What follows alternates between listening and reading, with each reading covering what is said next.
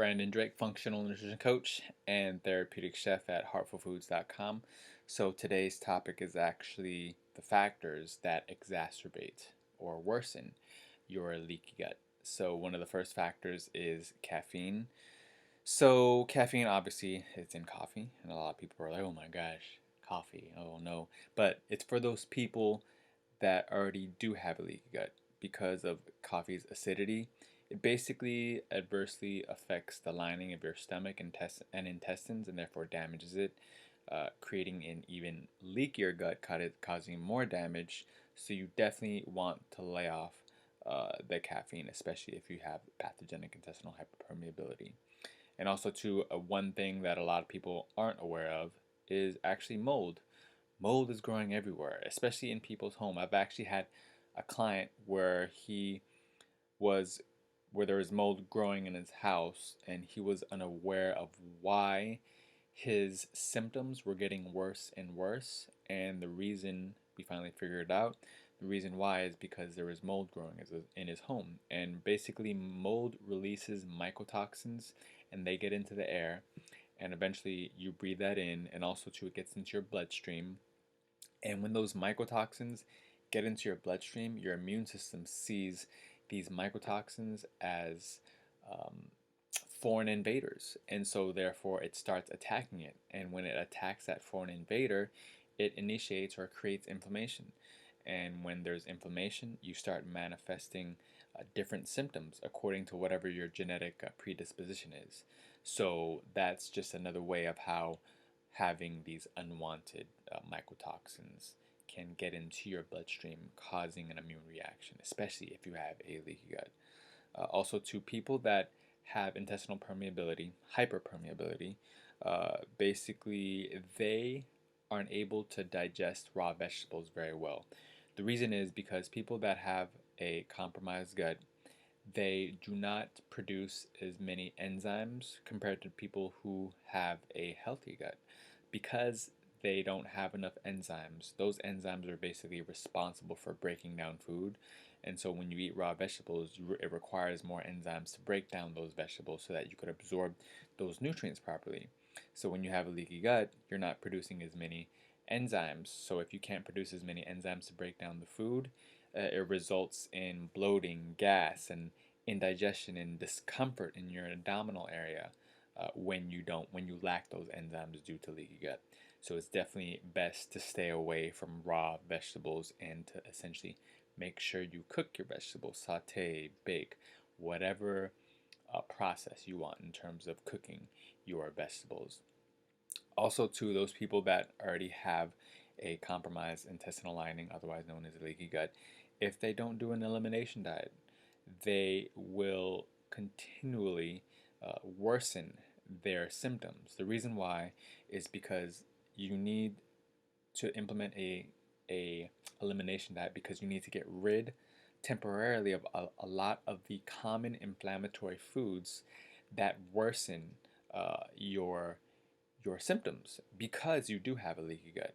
So a lot of times these inflammatory foods they become undigested. They get through your very leaky, hyperpermeable gut, getting to your bloodstream, causing your immune system to overreact, creating inflammation, and which results in many unwanted chronic symptoms. So it's good to give your digestion a rest and to avoid those common inflammatory foods. Also, to even if you have a little small amount of little gluten or some little small amount of inflammatory food that you're consuming, it's going to do damage to your intestines. It's going to cause such things as zonulin, which is protein, to be created. So those zonulin, you could think of zonulin as like the woody woodpeckers that are pecking on your intestines, creating even more holes, allowing undigested food particles to get through, causing an immune reaction, creating inflammation. So you definitely need to be very, very careful in terms of making sure you avoid those common inflammatory foods. That's why for myself and also for my clients who have a compromised health, I tell them don't go out to eat at a restaurant because not all restaurants are going to cater to all your needs, and there could be cross contamination where there could be gluten, there could be other inflammatory foods that have touched the plates or the cooking utensils, and just that little amount of inflammatory food can initiate a lot of damage within you, and you just like to start all over again because you're continually damaging your gut and not repairing it. So it's going to take much longer to repair your damaged gut when you even eat small little centimeters and inches of little inflammatory pieces of food. Also, to chronic stress. Chronic stress also puts you in a sympathetic mode, which is a fight or flight mode. Essentially, all your blood is rushing toward your limbs and your brain, and it's not focused on your digestive system. Because it's not focused on your digestive system, your digestion is going to be inefficient. You won't be able to break down food. You won't be able to absorb food. Because you're unable to do this, you're going to become nutrient deficient. So you want to make sure you're in a relaxed state of mind when you're eating, because the more relaxed and carefree you are, the better you're able to digest your food and absorb the nutrients that your body actually needs. And also too, when you're continually stressed or chronically stressed, that is also a cause of intestinal permeability. Now, a lot of people that do have a compromised gut, they think that consuming probiotics is a great thing. However, keep in mind, when you have a leaky gut, means you have a hyperpermeable intestines that allows undigested food material to get through. When you consume probiotics do have beneficial bacteria. However, the probiotics uh, get through your intestines because you have a leaky gut into your bloodstream, and they're in a location where they don't belong. And when they're in your bloodstream, your immune system sees it as foreign, sees the probiotics as foreign, and therefore attacks it, creating inflammation and a plethora of other damaging symptoms to you. So you want to make sure before you even take any probiotics to help benefit you, you need to help heal and seal your leaky gut or your leaky intestines before you actually take probiotics. And one of the supplements that I do advise a lot of my clients to take is colostrum, either colostrum powder or colostrum supplements. Colostrum basically has growth factors that help heal and seal the gut. Now, after 4 to 6 to 7 weeks, depending on the person, everybody's different. When your leaky gut has been healed and sealed, then you could take the probiotics so that those probiotics get inoculated and start living within your gut to provide you the benefits that it's supposed to provide.